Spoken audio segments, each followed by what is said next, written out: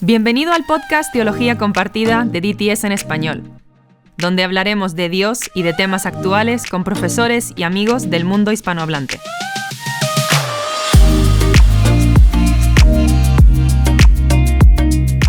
Hola, bienvenidos una vez más a este podcast. Estamos muy contentos de poder continuar dándoles algunos temas de importancia para la iglesia y para el ministerio.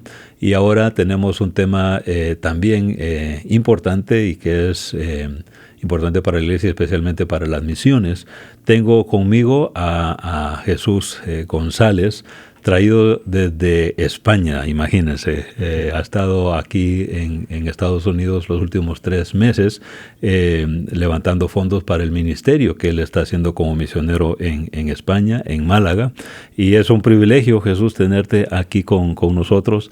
La verdad que hace unos meses atrás, cuando estuvimos platicando de la posibilidad de que estuvieras acá, fue emocionante saber entonces que ibas a estar por acá. Y desde ese momento dije yo, bueno, cuando esté aquí en Dallas, aparte de conocer todo el staff y todo el equipo del Seminario de Dallas en español, también poder tener esta conversación contigo y conocer un poco más acerca de España, acerca de tu ministerio.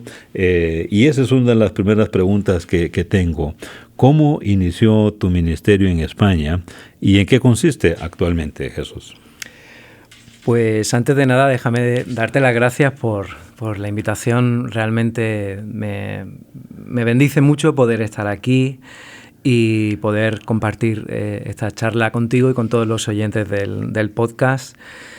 Y bueno, la verdad que es una pregunta muy profunda y amplia de contestar, ¿no? Pero mi ministerio en España empezó a la par que el llamado que recibimos de parte del Señor, tanto yo como mi esposa, ¿no? La verdad que fue hacia el año 2005 que María, mi esposa, y yo teníamos un fuerte sentir de parte del Señor de dedicar nuestra vida al servicio del Evangelio y del ministerio y a la extensión del reino de Dios, ¿no? Y bueno, sucedió así, tuvimos una convicción fuerte de que el Señor nos estaba llamando y nuestra decisión fue ir al altar del matrimonio para juntos poder ir a Barcelona, donde adquirimos nuestra formación bíblica en el seminario que tenemos allí en España, que es IPSTE, ¿no? Y básicamente esos fueron los primeros pasos para nosotros. Estuvimos allá 5 años, los dos estudiando y adquiriendo la formación bíblico-teológica, y a partir de ahí pues comenzó nuestra aventura, ¿no? La verdad que cuando las personas me preguntan acerca de los inicios de nuestro ministerio, a mí siempre me gusta recordar que teníamos muy poquito. Teníamos un coche viejo, un viejo Volvo, una guitarra, un teclado y mucha fe. Eso es importante, lo más importante. Sí, la verdad que nos fuimos con la convicción de que el Señor nos estaba animando a tomar ese paso. Tengo que decir que para mi familia originalmente era un choque. Yo soy el menor de mi casa. Yo tengo un hermano mayor y una hermana mayor. Y sin embargo yo fui el primero en llegar a casa y decir, papá, mamá, me voy a casar. Y además de casarme es que me voy a ir a otra ciudad a estudiar en un seminario bíblico, ¿no? Entonces fue un poco chocante. Ellos eran cristianos y todo, lo que pasa que les llevó cierto tiempo asimilar un poco la noticia y el llamado, pero luego, gracias a Dios, comprendieron, compartieron nuestro llamado y nos dieron su bendición, ¿no? Y tengo que decir que el Señor siempre fue fiel. La verdad, no teníamos ahorros, no teníamos un colchón financiero que nos pudiese respaldar. Sin embargo, nos respaldaba las promesas del Señor. Y así fue, y fuimos creyendo en sus promesas, confiando en que Él, si nos estaba llamando realmente, también iba a proveer. Y así fue. Estuvimos 5 años en una ciudad ajena a nosotros y nunca nos faltó de nada. Y la verdad que incluso pudimos culminar nuestros estudios sin deudas, Gracias prácticamente. Así que a partir de ahí, pues ya tuvimos oportunidad de participar en diversos ministerios. Nosotros nos graduamos en el verano del año 2010. Ah, muy bien. Ajá. Y nuestra primera decisión a nivel ministerial era regresar hasta Málaga, en el sur de España, para, en nuestra iglesia original, estar sirviendo como pastor de jóvenes y también ayudando con la predicación y algunos casos de consejería también. Y bueno, empezando a rodar en la experiencia del ministerio. Sí, allí pasamos 3 años en nuestra iglesia de origen, aprendiendo mucho y sirviendo al Señor, pero luego ya llegó otra oportunidad diferente. La verdad, ya teníamos la sensación de que el Señor nos iba a abrir otra puerta. A veces en la vida viene esta convicción o esta sensación de que un cambio viene, ¿no? Y fue en el verano de 2013 cuando una iglesia de otra ciudad contactó con nosotros porque estaban buscando un relevo para el pastor. Y después de estar orando y visitando esta iglesia en otra ciudad en la provincia de Almería, que es el sureste de Málaga, de España, perdón. Pues bueno, después de estar un tiempo visitando esta iglesia, un par de meses, pues lo tomamos también como de parte del Señor. Y así fue como tomamos esta otra decisión trascendental de movernos de ciudad y asumir el pastorado. Yo tenía 28 años, era súper joven, pero igualmente tenía esa convicción de que el Señor nos estaba animando a tomar esa decisión. Y así fue. Recuerdo perfectamente, tengo grabada en mi memoria hasta la fecha. Fue el día 2 de enero del 2014. Empacamos todo y nos fuimos a otra ciudad. En España era en mitad de las vacaciones de verano. De Navidad. De Navidad. 2 de enero. Incluso nuestra niña pequeñita que estaba en el cole, pues le tuvimos que hacer un cambio de escuela a mediados del curso. Es cierto. Sí, fue un cambio un drástico, poco brusco, ¿no? Pero así arrancamos otra nueva etapa de nuestra vida y allí estuvimos 7 años al frente de una iglesia. Y fue una experiencia muy intensa, muy intensa. La verdad que en esos 7 años vivimos de todo un poco. Experiencias muy buenas, muy positivas, muy bendecidas, muy bonitas. O sea, pocas cosas hay tan gratificantes y edificantes que ser testigo de lo que el Señor está haciendo en la vida de la gente. Y de cómo el Señor te utiliza a ti, un humilde siervo, con sus errores, sus fallos, sus dificultades y sus limitaciones, para, a pesar de todo eso, actuar en la vida de la gente, ¿no? Y esa es, para mí, la satisfacción más grande de aquella etapa, haber podido acompañar a gente en su camino de conocer al Señor o tomar decisiones de mayor compromiso o verles crecer en su fe y en su madurez espiritual, ¿no? Para mí eso es lo más bonito de toda aquella etapa. También hubo otro tipo de situaciones que fueron difíciles, ¿no? Y algo que a mí me gusta también decir de aquella etapa es que aprendí mucho y muchas cosas que no se pueden aprender en el pupitre de un seminario, la clase, ¿no? Obviamente, cuando uno es estudiante, pues atiende a muchas clases, mucho material, mucha información, pero luego es en el ministerio cuando ya te ves lidiando con la gente, cuando ya te ves tratando con la naturaleza humana y no solo la de la congregación, sino la tuya propia. Ahí es cuando el Señor también tiene su propia escuela y su propio seminario para uno. Para uno, como siervo. Y así me siento yo. El Señor también trabajó en mi propia vida y en mi propio corazón en aquella época. Y estamos agradecidos por haber tenido esa experiencia. Bueno, Jesús, y gracias por compartirlo con esta perspectiva, pero solamente para los que nos están viendo y los oyentes, para tener un poco de apreciación y contextos. En este momento muchos países de América Latina y aún aquí también en Estados Unidos, en el campo latino o hispano, si queremos hablar, las iglesias están creciendo. Entonces es muy común que, por ejemplo, en América Latina vas a cualquier país y vas a encontrar mega iglesias. Están hablando de mega iglesias. Sí, sí. Entonces es un contexto donde tú no estás compartiendo, un contexto estamos hablando de Europa, estamos hablando de en el siglo XXI.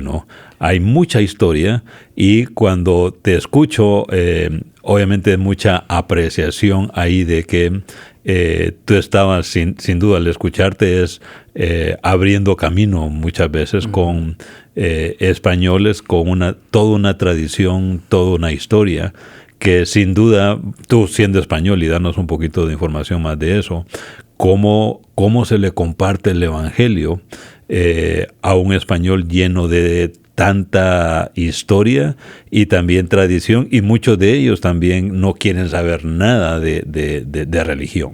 ¿Cómo te fue con ese aspecto en ese tiempo pastoreando a la iglesia? Pues sí, realmente es un gran desafío en España, ¿no? Qué bueno ver, ahora que yo estoy también viajando y he estado recorriendo Estados Unidos y he visto que casi en cada esquina de cada ciudad hay una iglesia. Y eso para nosotros... En España no. No, en absoluto, en absoluto. Es tan sorprendente para nosotros y entiendo que Latinoamérica es cada vez también más fuerte. Igual, ¿no? No, en España todavía queda mucho por hacer y hay mucha necesidad. La verdad que muchas personas del extranjero piensan que España está llena de cristianos, al menos cristianos católicos. Tradicional. Por tradición, por herencia, pero en realidad tiene mucho más que ver con cultura y con raíces histórico-culturales antes que con una verdadera fe o espiritualidad, aunque fuera católica. Realmente, detrás de ese costumbrismo católico, realmente no hay una vivencia espiritual, ni hay una búsqueda genuina de Dios o de Jesús o una comprensión del Evangelio. En España tenemos nuestros particulares desafíos. Quizá lo más reciente, si me permites contar una historia breve. Adelante. Hay una historia familiar, personal, que yo suelo compartir porque ilustra bien cómo es el corazón de mi país y de mi generación. Me gusta hablar de mi abuelo Paco. Mi abuelo Paco, Francisco, bueno, todos los Franciscos son Paco en España. En Latinoamérica y algunos países también. Sí. Ajá. Mi abuelo Paco vivió la mayor parte de su vida durante el siglo XX. Él nació en 1923. Así que su juventud y su vida adulta, la mayor parte de ella transcurrió en el siglo XX, durante los años del franquismo. Franco. Como sabes, en España tuvimos una dictadura franquista durante muchas décadas. Y la verdad que Franco, al ser un hombre católico, él instauró el catolicismo casi por obligación y por ley para toda la población española. Y gran parte del poder civil lo delegó en manos de la Iglesia Católica. Entonces, realmente durante la época de la dictadura franquista, las iglesias católicas, los sacerdotes y la estructura eclesiástica tenían mucho poder. Gobernaban y controlaban hasta cierto punto la vida civil de la población, ¿no? Ese fue un poco el ambiente en el que se crió mi abuelo Paco. Y te cuento una pequeña historia. Cuando mi abuelo Paco ya tenía su propia familia, él tuvo varios hijos, pero su hija más pequeña, cuando tenía 17 años, esta niña, enfermó. Al enfermar, al mismo tiempo, tengo que decir que también estaba embarazada. Entonces, tenía una enfermedad muy rara y bastante grave, y los médicos de Málaga le aconsejaron visitar un hospital de Madrid, que está en el centro del país, ¿no? Entonces, mi abuelo Paco, como era muy humilde y no tenía recursos, él pensó en pedir ayuda en la iglesia católica del vecindario. Así lo hizo, se entrevistó con el sacerdote Y el sacerdote, por medio de una señora de la congregación, consiguió que esta señora diera un donativo, y entonces mi familia cogió ese donativo y fue a Madrid a visitar al doctor. Claro, lo triste fue que la chiquilla llegó tan enferma que no pudieron salvarla.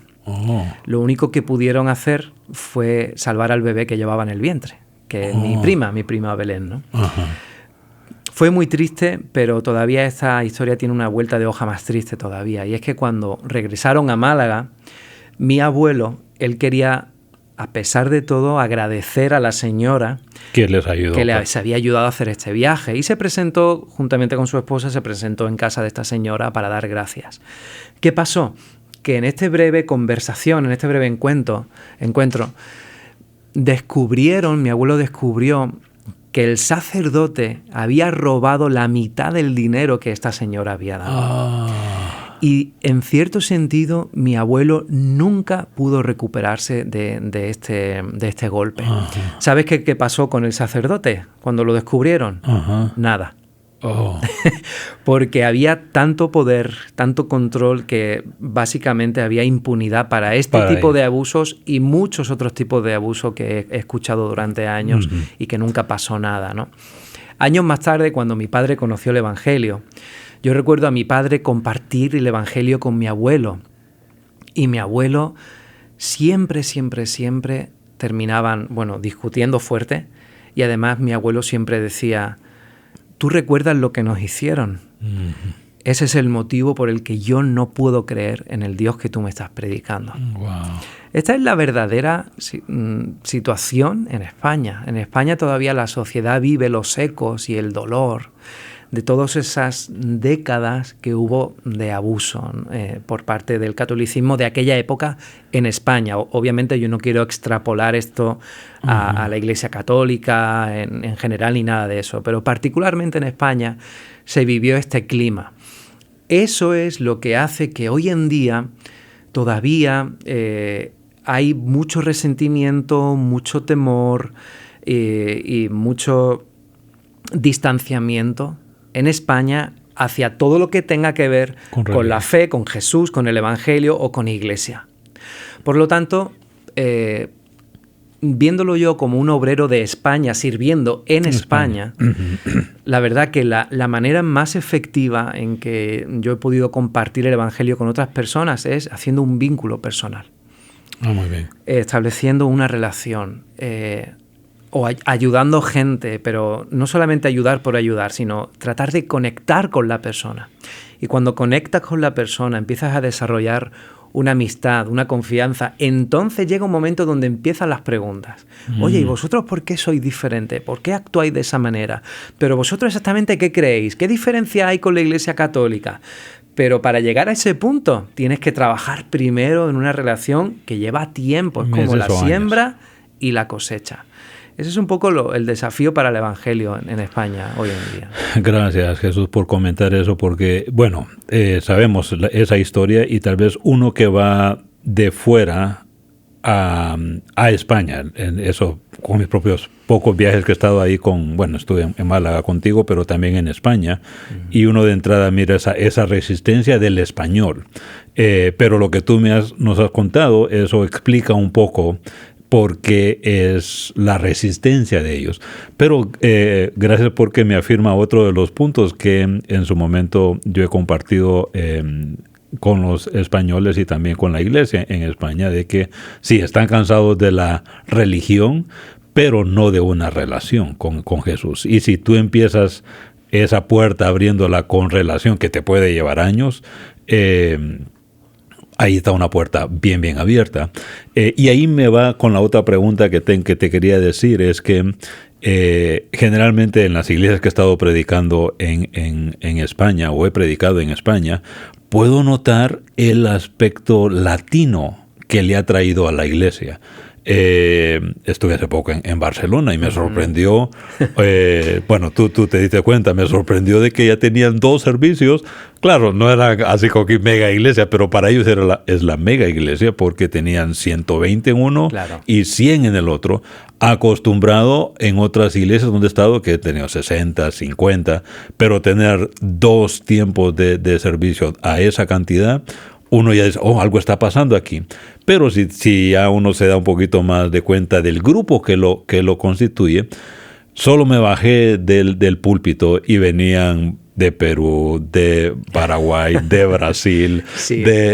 O sea, sí hay españoles, pero ya viene un buen grupo de latinos. Entonces, ¿cómo la influencia de latinos está impactando la iglesia local? Ya te estoy dando alguna de las respuestas, pero a tu juicio. Sí, es una muy buena pregunta. La verdad que el evangelio en España, estadísticamente hablando, está creciendo.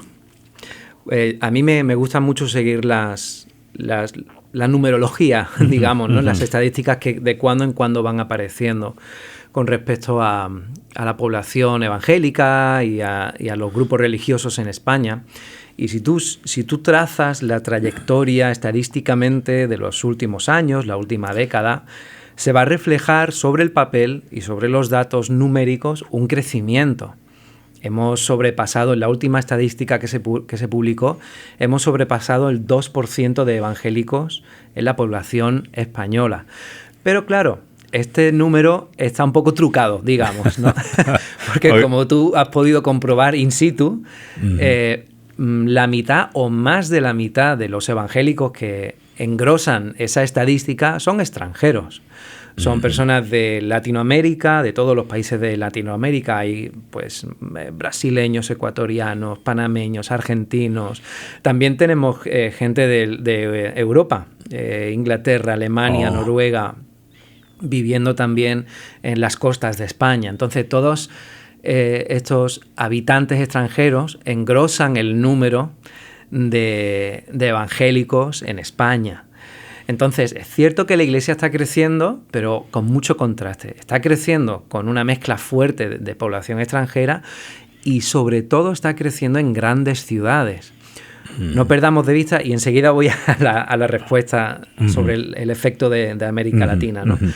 Pero no quiero dejar de subrayar que no podemos perder de vista que en España hay grandísimas extensiones de territorio con poquísima presencia evangélica.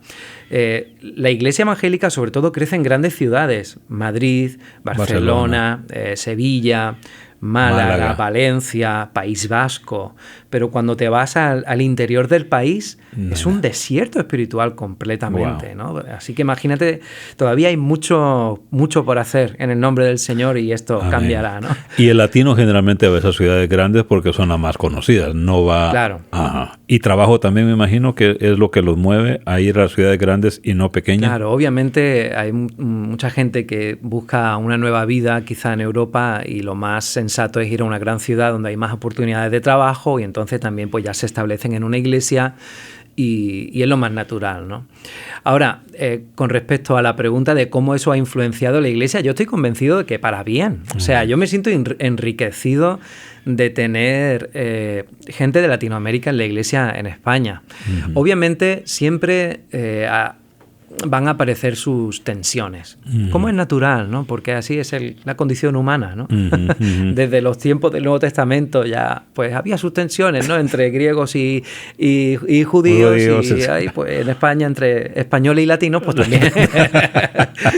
Es de esperar, claro, sí. Pero más allá de eso, yo creo que es un enriquecimiento para la iglesia, estoy convencido. Yo cuando fui pastor, yo siempre decía que nuestra iglesia era un pedacito de cielo, porque tenía gente de Ecuador, de Colombia, de Holanda, de Alemania, incluso de Marruecos. Wow. Y algún español también había en la iglesia. Y yo le gustaba decir a los hermanos en la congregación, lo que tenemos aquí es un pedacito de cielo, ¿no? Cuando todas las naciones estemos juntos con el Señor para siempre. Así que yo agradezco al Señor por mis hermanos de Latinoamérica que están bendiciendo y fortaleciendo la iglesia en España.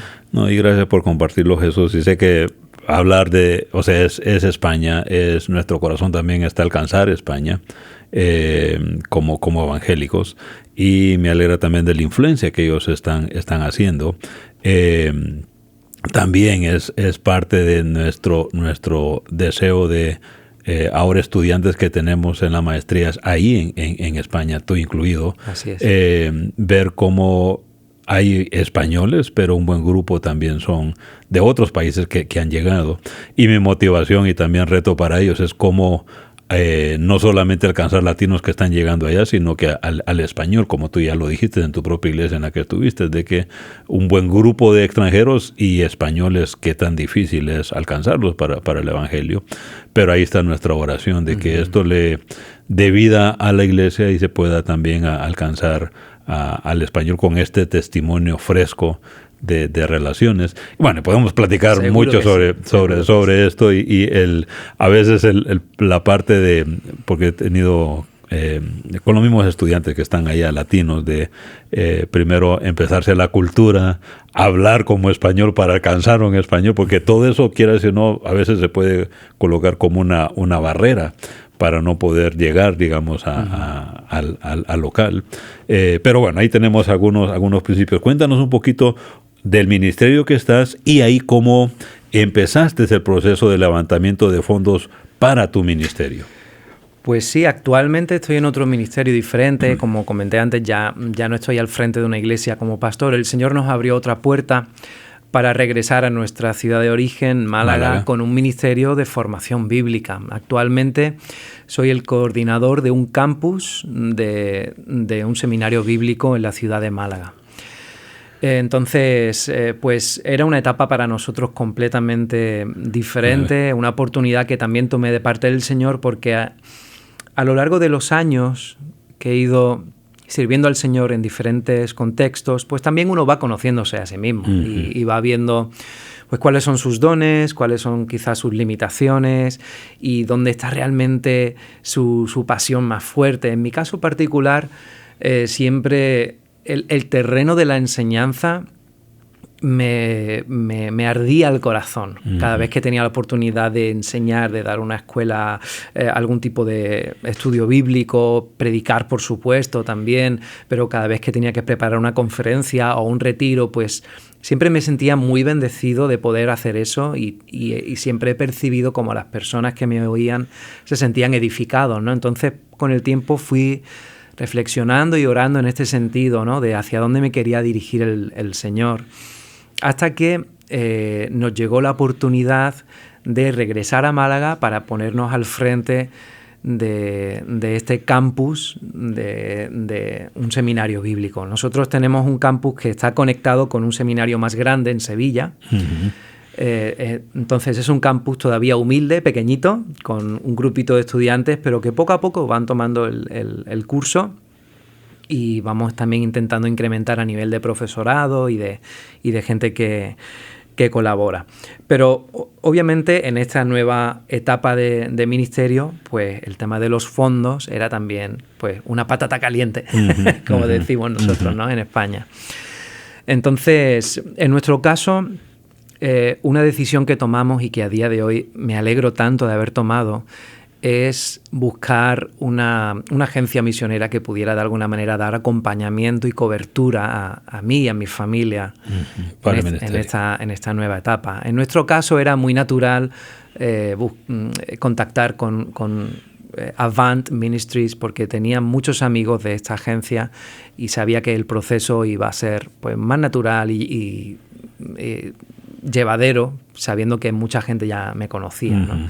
Entonces, fue en el año 2000, déjame pensar, en el 2020, en pleno COVID, en plena pandemia del COVID, fíjate, cuando tomamos este paso.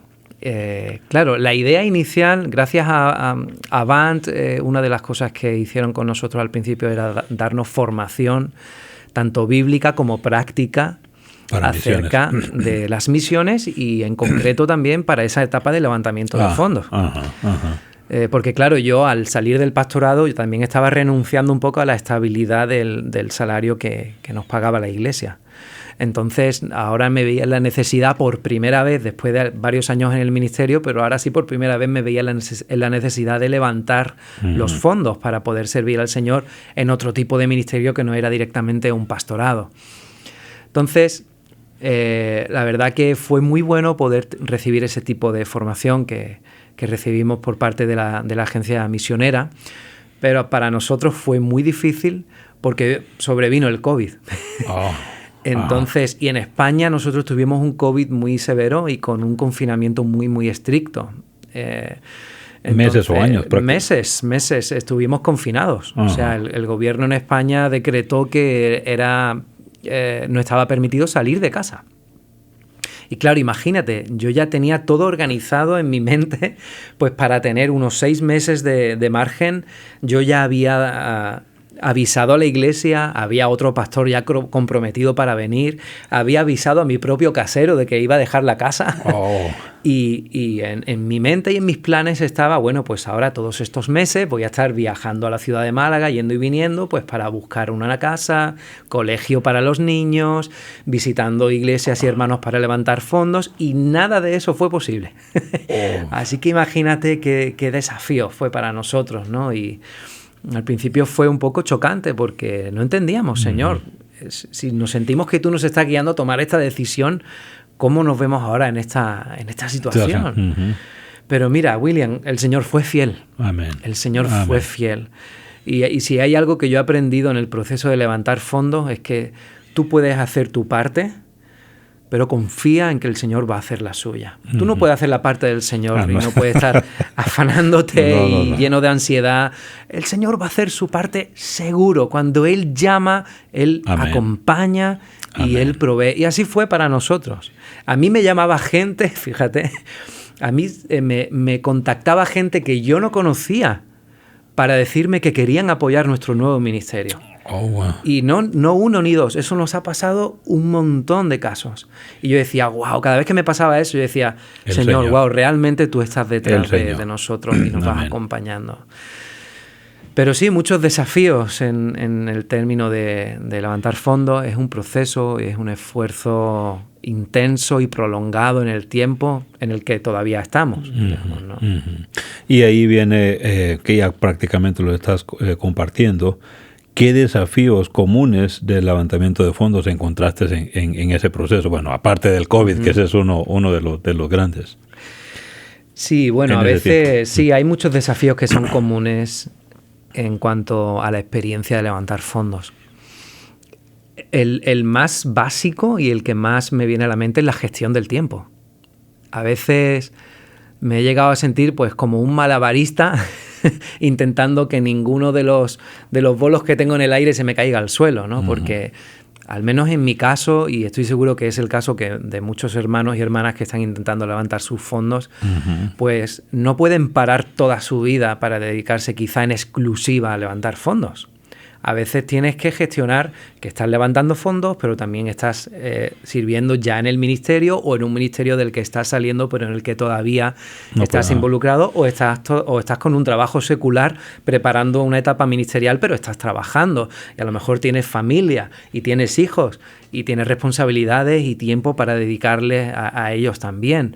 Entonces, la gestión del tiempo es uno de los grandes desafíos, y ahí, en ese sentido, pues yo siempre necesité un plus para ser un poquito más disciplinado y aprender a agendar todo muy bien y dedicar el tiempo necesario que hay que invertir en el levantamiento de fondos.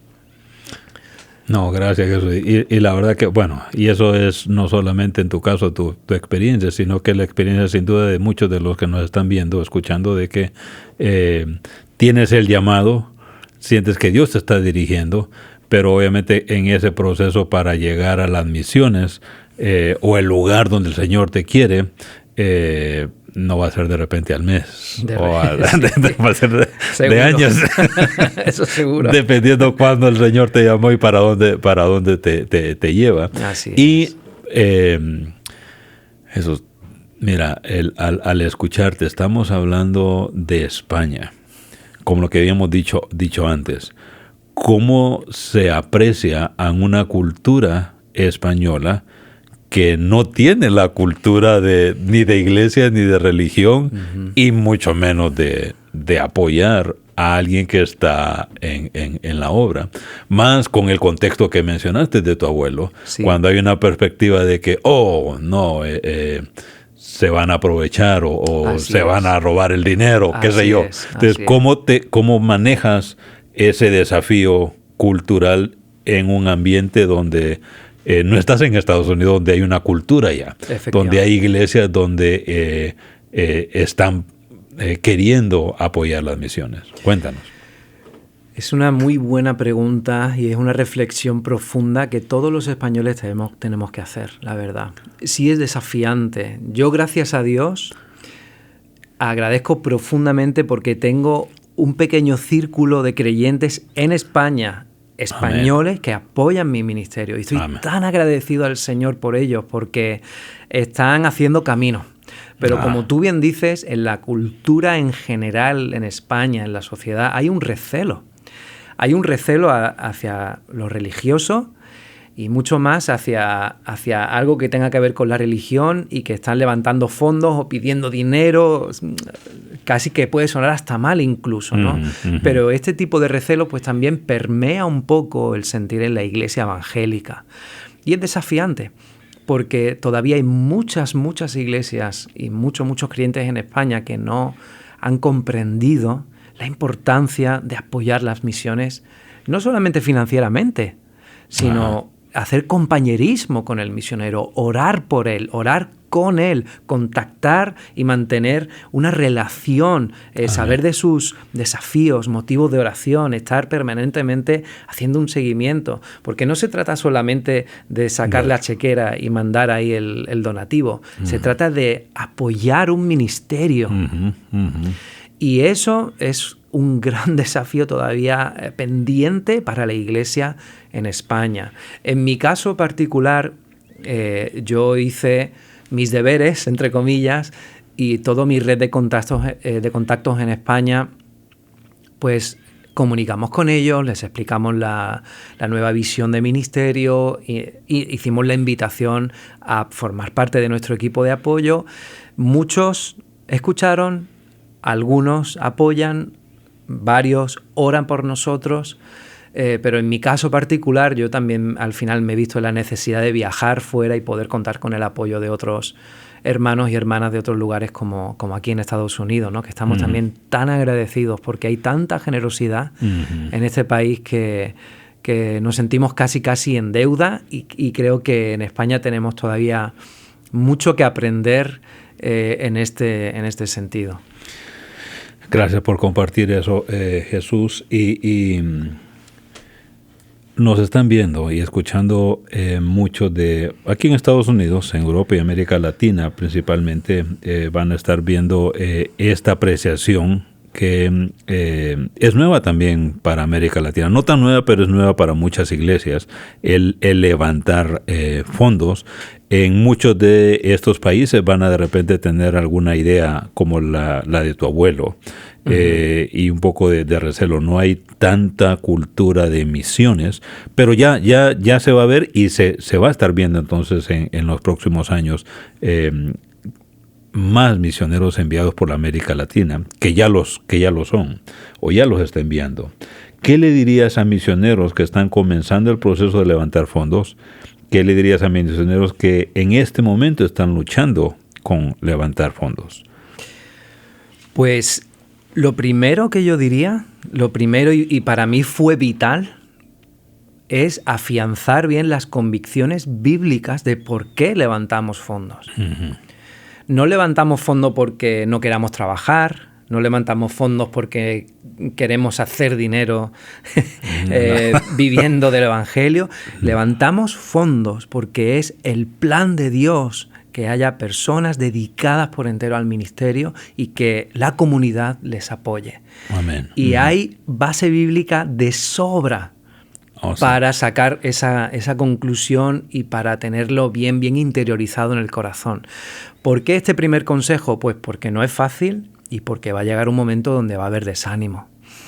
Porque cuando el misionero o la persona que está intentando preparar su próximo ministerio, pues ve que está en una cita, en otra cita, en una presentación, en otra reunión, y que hay mucho tiempo invertido pero poca respuesta, pues ahí empiezan quizás las dudas y un poco la lucha interna, y bueno, quizás no lo estoy haciendo bien, quizás esta no es la manera, quizás debería hacerme hacedor de tiendas, como muchos al final pues terminan optando. Pero yo quiero decir y afianzar a cualquier persona que me esté escuchando y que esté intentando levantar sus fondos, adelante, porque es el plan de Dios, es el plan de Dios. Y también quisiera decir algo a las personas que no son misioneros, pero que están sabiendo de alguien que quiere levantar fondos. Yo quiero decir a la gente que nos escucha que nada sería más fácil para un misionero que tener su propia fuente de ingresos. Y es una tentación a veces para las personas que estamos por entero en el ministerio, no tener que depender, no tener que reportar, no tener que dar cuentas, y a veces uno se ve con esta tentación, bueno, quizá podría compaginar mi propio proyecto empresarial, hacer mi propio dinero y así no tener que estar tampoco financieramente con altibajos, y es una tentación. Pero en tal caso se estaría perdiendo la bendición de tener el compañerismo de toda una comunidad que está contigo, que está orando y que te está respaldando, no solo económicamente, sino en oración y espiritualmente. Por lo tanto, que nadie piense que los misioneros es que lo tienen muy fácil porque en vez de trabajar quieren predicar. Es todo lo contrario. A veces es un esfuerzo añadido a la presión propia del ministerio tener que preocuparte por tu levantamiento de fondos. Pero insisto, es el plan de Dios. Dios, desde todos los tiempos, desde los levitas en tiempo de Israel hasta los discípulos en tiempo de Jesús, hasta el ministerio de misiones de Pablo, en adelante, siempre ha reservado a personas para que estén predicando su palabra, liderando espiritualmente a la comunidad. Este es su plan, no el nuestro. Nosotros solamente tenemos que ser fieles a cada uno, cumplir la parte que el Señor nos está llamando. No, muchas gracias, Jesús. Y sí, hay mucho apoyo bíblico, como tú dices, para esa base de levantar el fondo, el apoyo que se viene de la iglesia. Estoy recordando en este momento a Pablo mismo, ahí en Hechos capítulo 9, en Hechos capítulo 13, a la iglesia de Antioquía cuando lo envía, pero lo que tú acabas de decir, no solamente lo envió, sino qué momento especial cuando regresa y él da el reporte a su iglesia en Antioquía que él lo había mandado de lo que había hecho. Entonces, así es. Con paréntesis también, en su momento el mismo Pablo dijo, bueno, él podía hacer tiendas y en su momento se dedicó a hacer tiendas cuando pudo, pero él mismo dice, hay tanto que hacer en la obra que dejó las tiendas por un lado y a predicar el evangelio. Desde luego, y es que a veces quizá malentendemos ese pasaje, ¿no? Pero realmente era un momento muy puntual en el ministerio de Pablo, en el que quizá por razones estratégicas estuvo un tiempo haciendo tiendas, pero pocos versículos más adelante, en Hechos ya se dice que de nuevo estaba completamente dedicado a la predicación del Evangelio. Fue un momento puntual, ocasional y estratégico, pero como panorama general, él siempre fue un misionero apoyado por la iglesia. Por la iglesia, de Antioquía. Y ese es el modelo que se nos traslada a nosotros hoy en día. Sí. Así es. Jesús, muchas gracias por compartir de tu corazón. Sé que estos principios, estas ideas van a ser de mucha ayuda para iglesias, misioneros, nuestros estudiantes mismos, que algunos ya están en la obra misionera, que sin duda van a recibir mucho apoyo de lo que tú has dicho, de lo que están haciendo, y otros que están considerándolo, orando, que el Señor está levantando y llamando para llevarlos a no solo a España, a otros lugares, países donde hay mucha necesidad del Evangelio. Muchas gracias por compartir. Gracias a ustedes también por seguirnos, y seguiremos con más podcasts hablando de estos temas importantes para el ministerio y para la obra. Que Dios les bendiga. Gracias por escuchar el podcast Teología Compartida del Seminario Teológico de Dallas, donde aprendemos a enseñar la verdad y a amar a los demás.